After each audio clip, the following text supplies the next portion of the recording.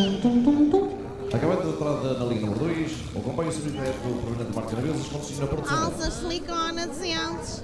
Para o CTA, para o Cacai, adesentes. Janeiro, comércio! Se para fora deixa-me alguma coisinha. Anda hoje! Janeiro, comércio! Alças, silicone, adesentes. Para o CTA, para o Cacai, adesentes. E está estacionado na linha número 8, o comboio Alfa com destino a Lisboa Santa Apolónia, a partir de 13 horas 10 minutos. Anda hoje! Olha, precisava água a senha. Oh Sila, olha a Gisela! Ó Morcon, olha o saco que se rasga. Vai dar entrada na linha número 5, o comboio de mercadorias que não efetua qualquer paragem. Boa tarde, Sr. Vereador Dr. Manuel Pesar. Desde ontem que não vi em campanhar, mas é sempre uma honra vê-lo. Aliás, amanhã de manhã terei vê-lo outra vez. Sr. Presidente da Assembleia, eu não queria valorizar mais ninguém, minhas senhoras e meus senhores. É uma honra para mim ligar e ver essa plateia, porque vão sendo horas de campanha começar a fazer também o seu calendário cultural. Mas nós estamos aqui hoje para a apresentação deste livro que eu tive já o cuidado de dar uma vista de olhos. Graficamente acho que está perfeito e depois conta-nos parte da nossa própria história, não só da história de Campanhã, mas da história da cidade de Porto, que é a estação, embora tenha o nome de Campanhã, não deixa de ser uma estação da própria cidade de Porto. O caminho de ferro, que há 140 anos teria dado a ideia de uma fratura, aliás, talvez a primeira fratura desta freguesia, mas não deixa de ser também um dos primeiros momentos de industrialização, do progresso da industrialização da cidade de Porto, porque com o livre acesso e o mais rápido acesso às mercadorias, especialmente, começou o Porto, de facto, também ele a crescer e diversificar a partir de Campanhã. Porque ser a junta de freguesia, de certa forma, com a ajuda destes escritores que eu queria, mas já lá vou, ser a freguesia a editar, porque em determinada altura alguém chegou junto do Presidente da Junta e lançou o desafio de se fazer esta obra. Tentámos outros apoios, não os conseguimos, mas não deixámos de a fazer. A obra está aqui, mas só é possível esta obra com excelente parceria, eu diria parceria e colaboração das restantes pessoas que me acompanham aqui na mesa, que eu vou passar. E isto, não queria sair daqui sem dizer que um dos principais culpados desta obra é o Zé Magalhães, que está aqui ao meu lado, que em determinada altura escreveu no Facebook um artigo sobre Campanhã e eu tive a delicadeza de lhe responder e de lhe fazer algumas observações sobre o artigo e a partir daí tornámos-nos amigos. Foi para mim um prazer tê-lo como meu amigo. Depois, Zé Magalhães trabalhou muito nisto com o Progresso da Foz, com o Dr. José Valde Figueiredo e com o Dr. Hélder Pacheco, conhecido de todos nós, e quem melhor do que ele para fazer a história do Porto, para fazer a história da freguesia, para fazer a história do próprio comboio. Portanto, o meu papel aqui é muito reduzido, além de estar aqui agora a papaguear um bocado, é muito reduzido, foi mais no sentido de pôr e fazer com que esta obra saísse à rua, porque sem memória do passado eu tenho a certeza que não construiremos futuro. E é isso que nós estamos a construir, é o futuro baseado na memória do passado. Vou acabar por aqui, agradecer a todos a vossa presença e vou dar a palavra ao segundo orador, porque já me está a faltar, já estou a ficar com cedo, e vou ver um pouco de água. Obrigado a todos.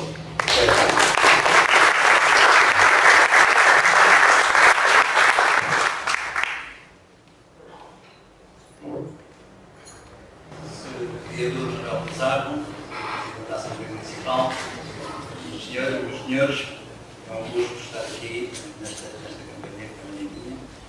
Aliás, começo por dizer que campanhei o nosso Porto, numa pequena introdução que tive a honra de escrever em nome do Progresso da Foz, uma associação que existe desde 1978. O Progresso da Foz é um nome de um jornal republicano de 1907, sabe, por vários períodos, com várias vicissitudes, altos e baixos. Isto saiu um mensário durante esses períodos, saiu muitas edições. Bom, não vou fazer a história, não é isso, mas é só para apresentar aqui em Candel, onde já tivemos a oportunidade até de organizar umas conferências, já temos uma outra programada, portanto vamos continuar por aqui. Eu recordo quando era jovem, de ler também Diário de Lisboa, e não era por isso que nós passávamos a ser lisboetas. Portanto, nós hoje podemos estar aqui no Progresso da Foz porque somos da cidade e do país. Subimos o rio da Cantareira ao Freixo a reunir o que é uno desde há muito. Gozando dos bons ares cívicos que se respiram na cidade e nas freguesias, recebidos por uma junta de freguesia aberta e atenta, temos colaborado convosco nesta aproximação dos polos da cidade geograficamente opostos, Ocidente e Oriente. Só aos que não nos acompanham, desde esta data de 78, é que tal poderá parecer estranho, pois sempre nos afirmamos da cidade, do norte, do país e do mundo, ainda que firmemente ancorados a poente da Invicta. É isto que dizemos no nosso prólogo a esta obra, sem luxo, claro, mas uma obra que nós consideramos muito interessante, senão também não a faríamos. Temos que salientar já o design gráfico de Carlos Romão, um designer e fotógrafo que tem um blog extraordinário sobre a cidade do Porto, chamado A Cidade Surpreendente, que eu vos aconselho a visitar. E interessante é, sobretudo do ponto de vista político, não me engano, sim, porque de política falamos quando abordamos a história, a literatura, as artes, e propomos um caminho diferente dos votos cegos, dos compadrios interesseiros, das jogatanas, a que felizmente a cidade está a tentar escapar com sucesso. Como disse o Presidente Ernesto Santos ontem mesmo, num evento importantíssimo da manhã, há uma nova forma de fazer a cidade. Estamos, portanto, num caminho novo, como tantas vezes o Porto trilhou, uma vontade de direção ao país. Nós queremos segui-lo e apoiá-lo. Estamos com a Junta de Campanha e com a nossa Câmara. Quem nos leu e nos seguiu sabe que apontamos sempre para aqui. Disse que estávamos com a Campanha, a cidade e o país. A dizer que o voluntariado é o nosso, é necessário, que o Estado não é omnipresente, e ainda bem, que há mecenato pequeno mas valioso para além dos offshores. Temos aqui uma concretização, mais uma, do caminho que trilhamos e gostamos. Este livro, se não é, pode não ser, claro, um ato para a Campanha, é o para nós. Juntámos aqui autores dedicados e ativistas empenhados. Que dizer de Hélder Pacheco? Herdeiro de Fernão Lopes, de Magalhães Bastos, sobretudo, que é mais focalizado na nossa cidade. Não é apenas o cronista dela, é um cidadão intermediante e de bom senso. Eu recordo com grande alegria mesmo a intervenção do professor Hélder Pacheco no Jornal Notícias a propósito dos grafites selvagens. Não tem nada contra eles manifestar, mas tem em conta a maioria que são feitos de cara, não é? E prejudicando, nessa altura prejudicaram muito o mensageiro, aquela escultura belíssima da Irã Aguilar, em dobra no Pico de Sobreiras mesmo, para a Foz, quem vai, quem dobra, quem vem para a cidade de Porto, para o Jardim do Carmo. E recordo com prazer aquela intervenção extraordinária de inventiva mesmo para defender o património que é nosso e, portanto, se nós não formos a defendê-lo, não há Câmara nenhuma, não há governo nenhum que nos salve. O nosso companheiro José Magalhães, exímio fotógrafo, poeta laborioso e incansável, difusor de histórias do povo. Há anos que nos vende segredos ou coisas no esquecimento, assuntos no esquecimento, da nossa luta. Quer pela pena, quer pela objetiva, é um Porto ora renascido, ora novo que nos apresenta. A ele se deve principalmente a existência deste livro. E juntando este ramalhete intelectual e cívico, temos esta retentiva literária que é o José Valdo Figueiredo. Profundo conhecedor das nossas letras, poeta também ele, e há muito é ainda reconhecido como agitador cultural, como se ele se apresenta no cartão de visita que eu tive o gosto de receber. É o diretor de uma intervenção na Foz interessantíssima, que já tem uns anos, uns meses, e já fez mais de um ano, a Foz Literária, onde tem focado todos os escritores que por ali passaram, que alguma vez falaram da Foz, ou que ali nasceram, ou que ali viveram, não importa. O fundo da Foz, o Campanhã, é o mundo todo, é sempre o mundo está na molécula, no átomo, no neutrão, se quiser, ali abaixo, o mundo está todo concentrado em coisas pequenas também. Portanto, o José Valdo Figueiredo promovendo, reunindo, acertando o passo com quem ele quer baixar, foi a nossa última aquisição para ganharmos este campeonato. Termino salientando de novo Campanhã. Ernesto Santos, o nosso presidente, andou de comboio de Vila Cova a Leixões. Ele conta isso na intervenção dele no livro.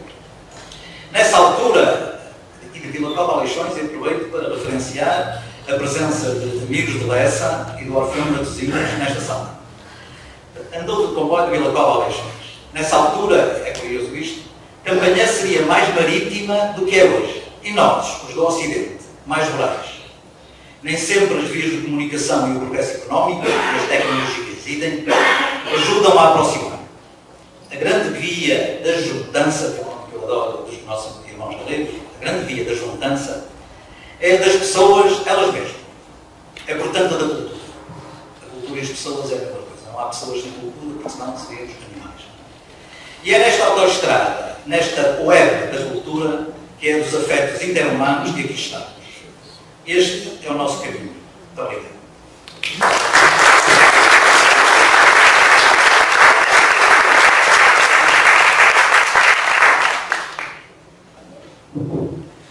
Eu fui apanhado um bocado à falsa fé porque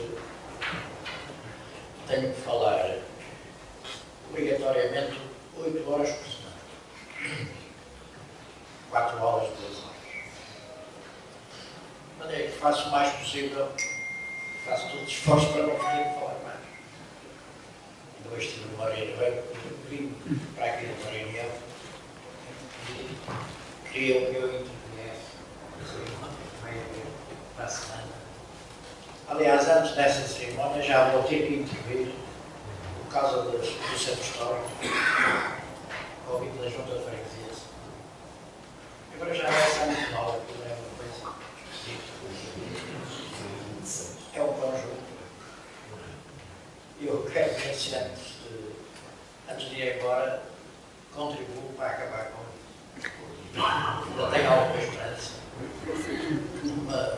Numa cidade com 15 freguesias, eu percebo que em Barcelos, que tinha 83, fazem algumas coisas. Percebo que em Lisboa, que tinha 50 e tal, fazem algumas coisas. Agora no Porto, com 15 estruturadas a partir das paróquias, algumas com 1000 anos de existência, fazerem aquela. Eu até nem quero, não é isso que está aqui.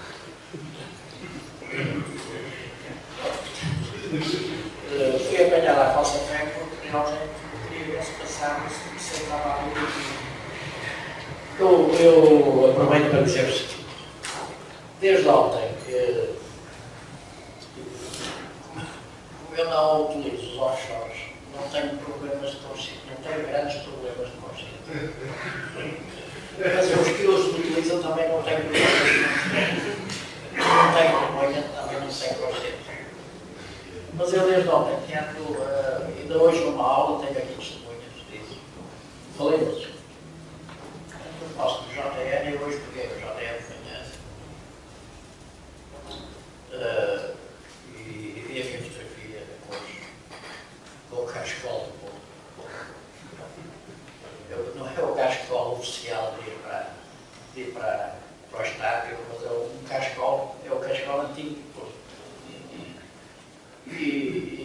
dizer o seguinte aos autores. Realmente, eu não fiz nada, nem cultivo nada autopromoção. Porque sem autopromoção eu já não tenho tempo. Qualquer dia nem tenho tempo. Faria se fizesse autopromoção.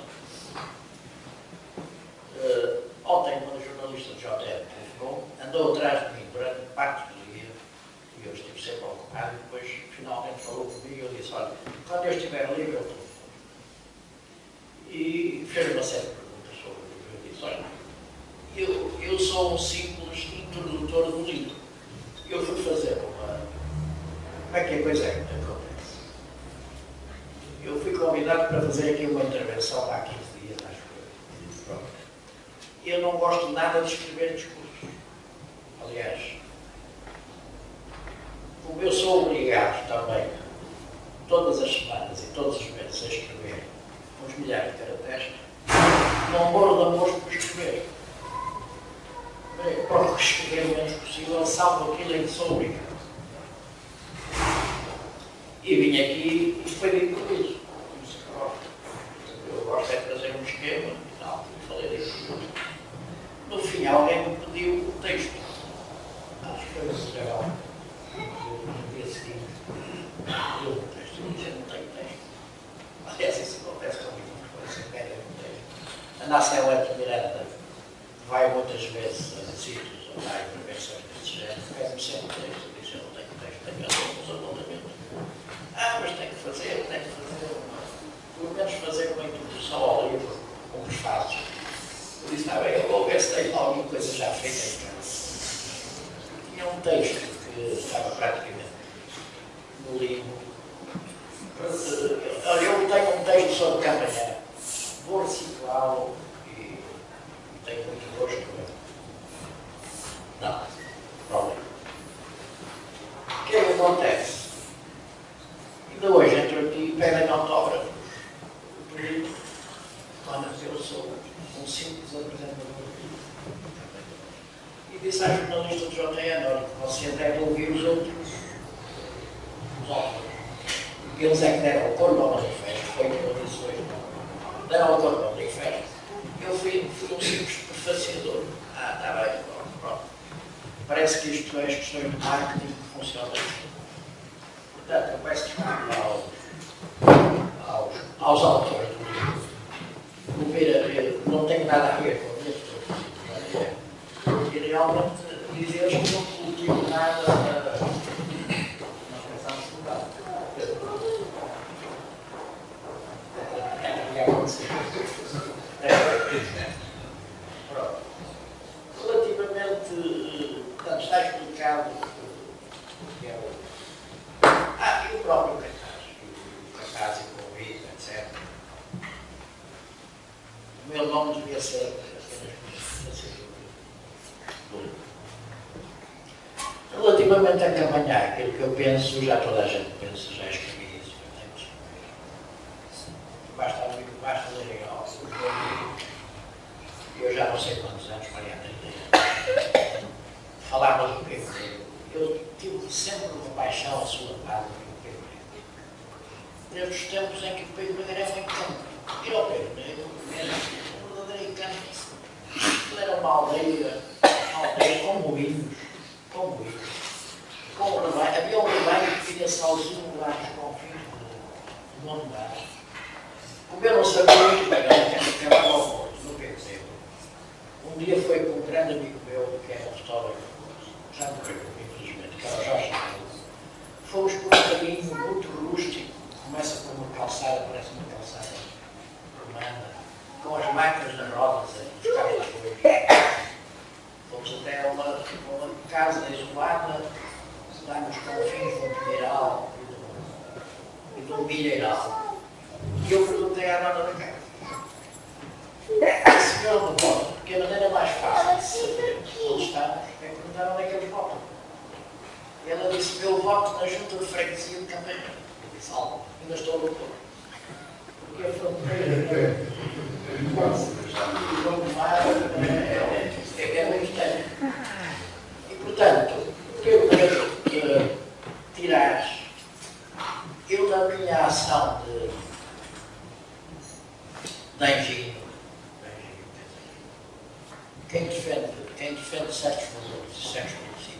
Anjinho com muitos vigaristas. Pronto, mas eu preferi passar por isto. Um dia, eu pensei, porque é que Lisboa tem uns poucos, tem 2 ou 3 moinhos de vento a funcionar. Lisboa até tem um moleiro funcionário municipal para cuidar de um desses moinhos. O que é que o Porto não há? E pensei, há um moinho de vento ainda, pode ser ainda reabilitado e pôs-se a funcionar, para ensinar aos miúdos. Eu estive com uma moça em New York, na Universidade de New York, já há muitos anos. E o tema do curso que eu tinha escolhido, tinha pedido uma bolsa, era o ensino da tecnologia na escola. O ensino da tecnologia na escola. E na altura isso estava muito a ajudar. Eu na altura, no ato de ser a Engenho, tinha aceitado, depois do 25 de Abril, ir para o Ministério da Educação a ajudar a fazer a escola do ensino. Pronto, e em New York, a introdução à tecnologia, inclusive às altas tecnologias dos botões espaciais e dos submarinos atómicos, havia alunos que eram engenheiros que trabalhavam com os submarinos atómicos. A introdução à tecnologia fazia-se nas escolas, mostrando moinhos e levando os miúdos a ver moinhos de água e moinhos de vento. É a tecnologia mais artesanal, mais eficaz. Realmente muito complexa e muito simples ao mesmo tempo. O Porto também convidei um vereador da Câmara, meu amigo. Não, era uma vereadora, minha amiga. E levei-a ao moinho da Lapa, que é o moinho de vento, e ao moinho de Tirares. O moinho de Tirares, na altura, estava intacto, praticamente. Aquilo era só limpar, até o edifício lá está. Era só limpar, a ensinarem aos miúdos como é que a tecnologia funciona. A tecnologia mais elementar, que é do povo. Pronto. Eu era tão anjinho que acreditei que era possível. Já se passaram 20 anos, o moinho de Tirares, não é? Já deve estar evoluído. Portanto, eu tenho andado por aqui, ainda não se falava em reabilitar amanhã. E agora espero que comece a ficar na moda. E espero que este projeto avance. É uma esperança.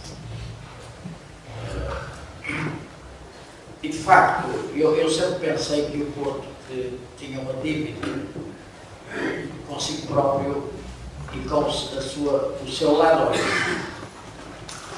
A partir do momento em que Campanhar fora e logo são integrados à cidade, o Porto decididamente virou-se para o lado da cidade. Virou-se por uma razão, os ingleses foram para lá, a grande burguesia foi para lá, a Foz ascendeu por o século XIX, descobre mais.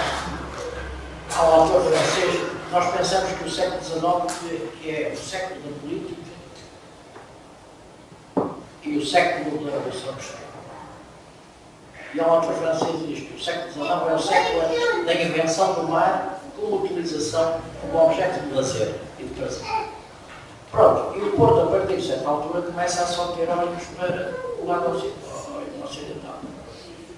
É para mim muito claro que tudo o que é aquilo que agora passei, olhei para um prédio, pensei que não é possível, numa praça com esta categoria, a Câmara ter aprovado há 30 ou 40 anos, deve ser a fase horrorosa da arquitetura do Porto, nos anos 70, em que valia tudo. Eu estou convencido que valia tudo porque debaixo das mesas passava muito. Eu só posso entender certas coisas que foram feitas nesta cidade, graças a uma coisa que se chama corrupção. Corrupção na Câmara. Não tenho dúvidas. Eu pensei, como é possível, num espaço verde como este, um espaço fantástico, haver arquitetura desta? Porque do lado ocidental não encontramos essa arquitetura. O bom fim da manhã é que sofreram os efeitos de um certo desprezo territorial para esta zona. Discordo completamente da centrifugação de milhares de pessoas para bairros sociais aqui. Os bairros sociais deviam ter sido construídos pela cidade toda e designadamente no centro histórico. Reabilitar o centro histórico com o social e não centrifugar milhares de pessoas para cá. Agora a cidade e as câmaras que vierem a seguir agora vão pagar isso. Estão a pagar. Todos vamos pagar. Pagamos na desqualificação da cidade. Portanto, para mim acho que não tenho que me agradecer nada, porque eu acho que qualquer cidadão do Porto, consciente dos problemas da cidade e das necessidades que há de investir na desqualificação da parte oriental, tem uma obrigação de fazer muito. Portanto, é isso que eu tenho que fazer. Muito obrigado.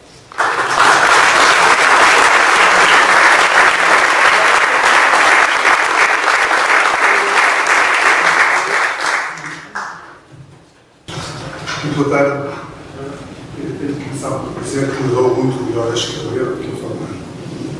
E peço-vos que me perdoem estes titubear. Não gosto e não estou habituado a falar. Tive a honra, há um ano atrás, já era associado do Presidente Ernesto Santos, de receber uma nota do Sr. Presidente que fez com que aos bocadinhos nos tornássemos amigos. Eu tenho uma paixão pelo Porto e um afeto especial por Campanhã que faz com que todas as semanas eu vá escrevendo alguma coisa nos blogs sobre a nossa cidade. Quando surgiu esta hipótese de propor escrever alguma coisa sobre a estação de Campanhã e os seus 140 anos, abracei isto com um bocadinho de entusiasmo. Eu não sabia muito bem onde é que me estava a meter, porque isto deu-me mais trabalho do que eu pensava que ia dar, mas tive ajudas. E essas ajudas passaram primeiro pela junta, pela Maria Geral, pelo Sr. Oscar Guimarães, que me fez o favor de apresentar duas pessoas importantíssimas para fazer a parte que me coube deste livro. Eu tenho aqui o professor Correio Cabo, que são essas duas pessoas. A importância que essas duas pessoas tiveram fez com que eu conseguisse fazer alguma coisa que eu acho que ficou um bocadinho diferente do que eu costumo fazer. E estou a referir à doutora Rosa Gomes, da CP, que é super conhecida que não está cá hoje, mas que foi importantíssima na disponibilidade e nos ensinamentos que me deu, e o Sr. José Carlos Correia Oliveira, que é presidente do Grupo Desportivo dos Ferroviários de Campanhã, que me ensinou muita coisa, que me apresentou uma série de pessoas, que me fez ouvir, fez com que eu pudesse ouvir histórias que não consegui, com certeza, transmitir por completo no livro, mas que me deram um prazer imenso a fazer e a tentar depois subdividir. Há depois uma série de outras pessoas, mas todas elas tiveram e estão no livro os seus agradecimentos especiais por isso. O livro, a parte que me cabe no livro, diz respeito à história da estação de Campanhã. Não do Campanhã de maneira geral, mas ao edifício, às linhas, aos comboios, às pessoas, às oficinas, Sobretudo, tentei, com um número de páginas reduzido, porque isto necessitaria de uma quantidade enorme de livros, que seria 3, 4, 5 vezes maior. A Companhia precisaria, a Estação de Companhia necessitaria de tudo isso para ficar suficientemente bem feito. Serve este trabalho unicamente como uma adenda a tudo aquilo que já foi escrito. Não posso prolongar-me, não quero prolongar-me sobre aquilo que acabei por escrever, porque senão não valia a pena depois pegarem o livro e comprá-lo para poderem estudar um bocadinho e ver aquilo que eu consegui fazer nesta parte. Tive o privilégio de ter na primeira parte do livro um texto do professor Ana Pacheco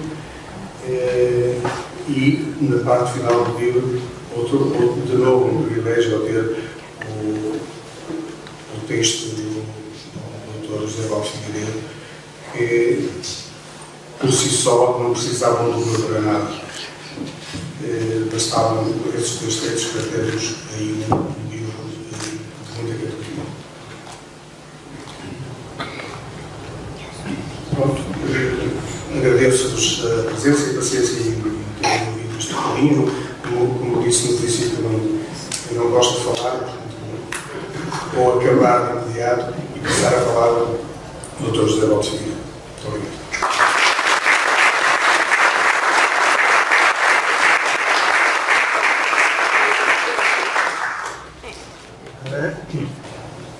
Boa tarde. Estamos em julho de 1883. A Companhia de Zarzuela, que estava no Teatro dos Recreios, veio para cá no mesmo comboio em que eu vi. Na estação de Caminho de Ferro, em Santa Apolónia, a sala de espera estava cheia.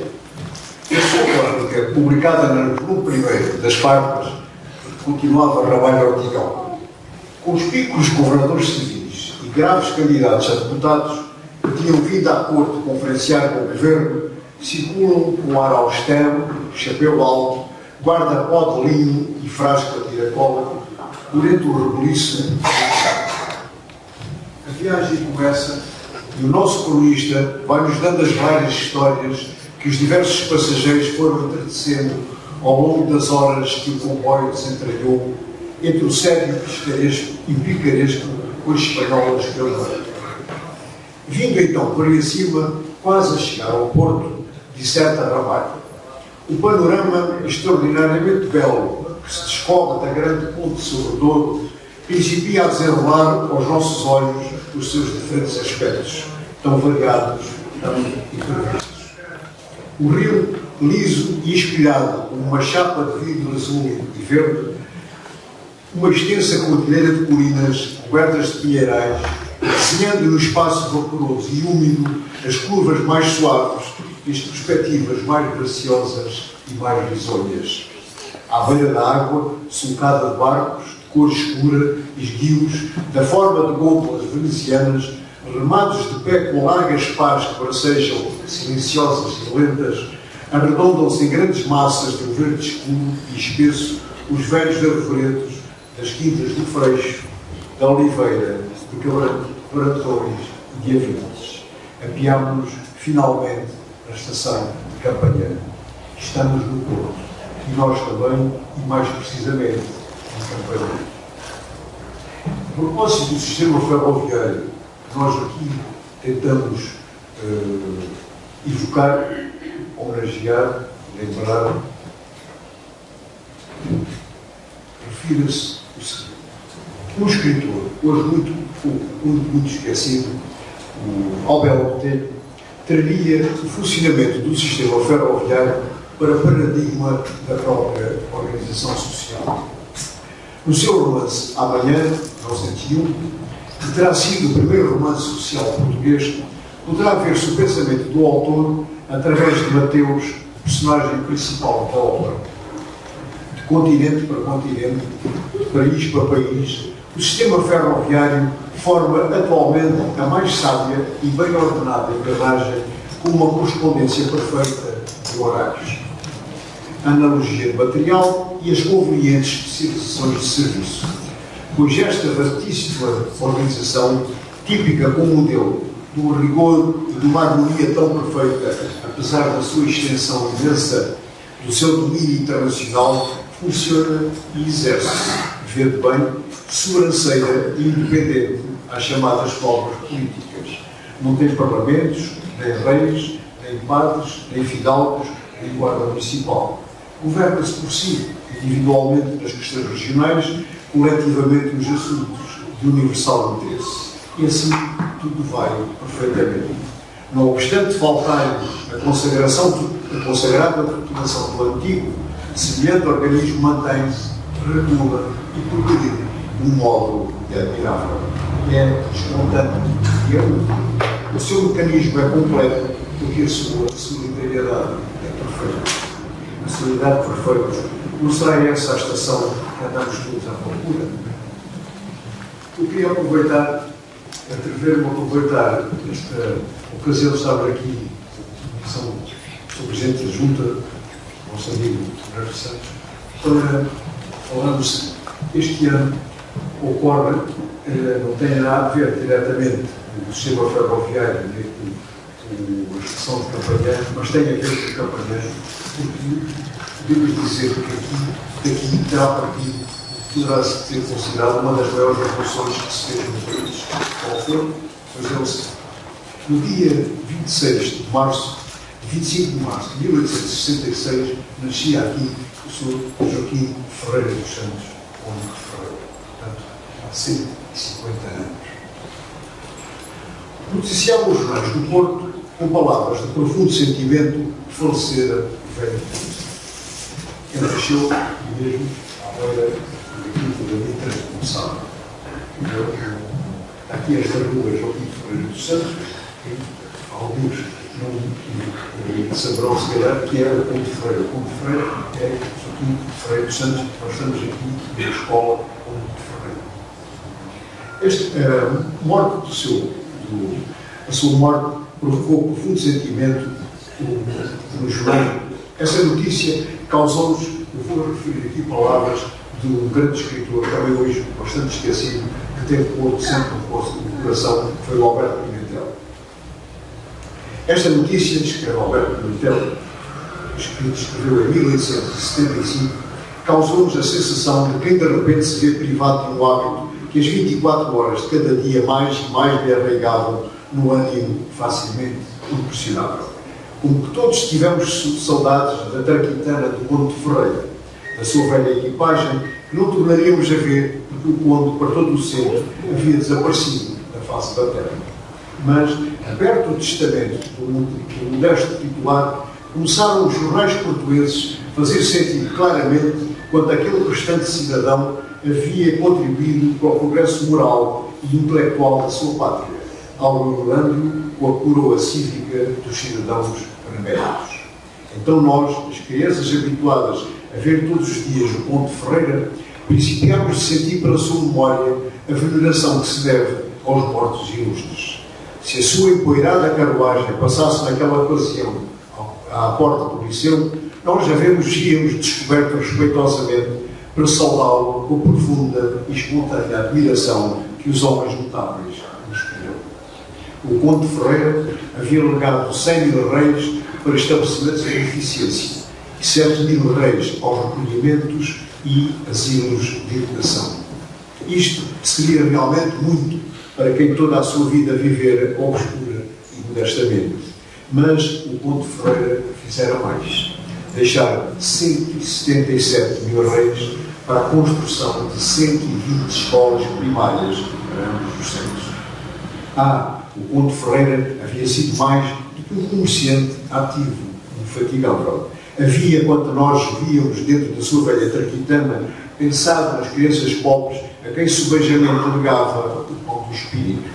E ao sentir arrefecer o corpo extenuado de assíduo trabalho, escrevia, por mão do seu amigo e nosso mestre, o seu Domingos de Almeida Ribeiro, as seguintes palavras: Convencido de que a instrução pública é um elemento essencial para o bem da sociedade, quero que os meus testamenteiros mandem construir e mobilar 120 casas para escolas primárias de ambos os sexos nas terras que forem cabeças de concelho, sendo todas por uma mesma planta e com acomodações para vivenda de professores, não excedendo o custo de cada casa incluída a quantia de 1.200 reais. Pronta que esteja cada casa, será mesmo entregue à junta de paróquia em que for construída, à junta de freguesia, mas não mandarão construir mais de 2 casas em cada cabeça de concelho e preferirão aquelas terras que bem entenderem. O Ponte Ferreira era então mais do que um negociante inteiramente preocupado com a cotação dos fundos. Passa agora, mais 150 anos do nascimento.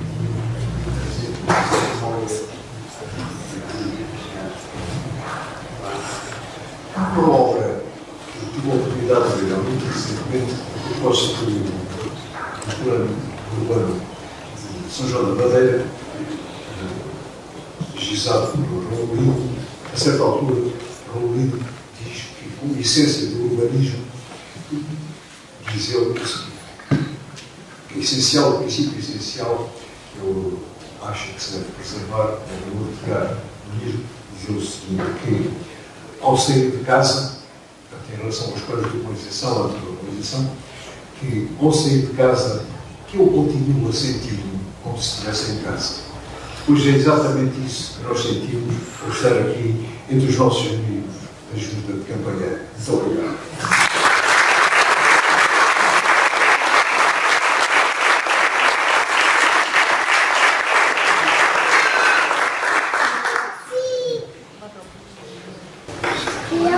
Agora, não é para lançar, só apenas para dizer o quanto fico grato pela vossa presença aqui, que saio daqui com a sensação de que hoje aprendi mais um pedaço sobre a minha própria freguesia. E isto é, de facto, fazer cultura nesta cidade que se vai fazendo. E nesta cidade que se vai alargando para Oriente, porque de facto, como disseram aqui alguns dos meus antecessores, a cidade foi se estendendo até ao mar e esquecendo que havia todo o terreno que ia ficando certificado ou então preenchido com habitação social.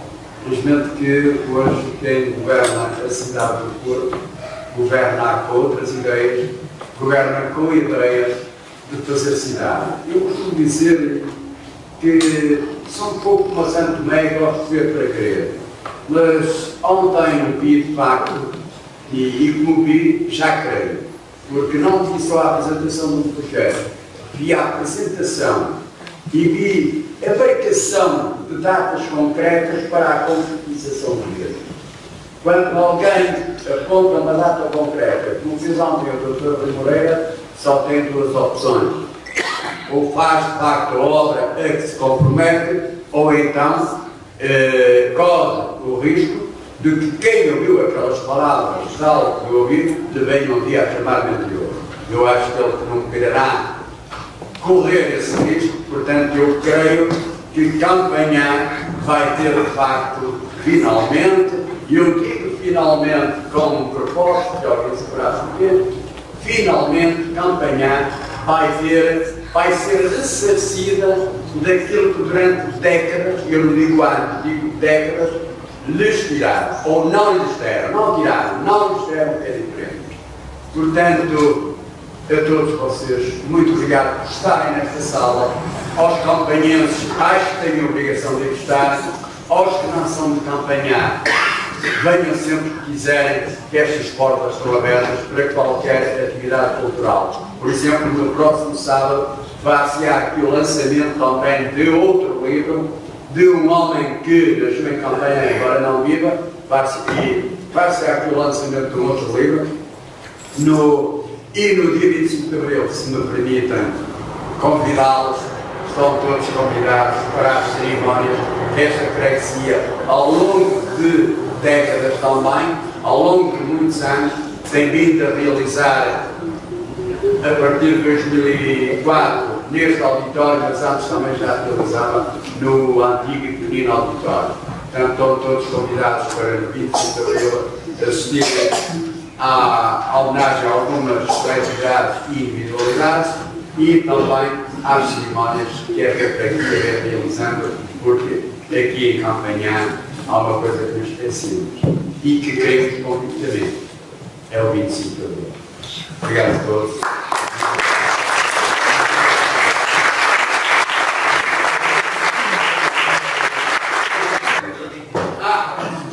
Só se faltou dizer que há ali o empresário e, portanto, os autores estão disponíveis para o Senado.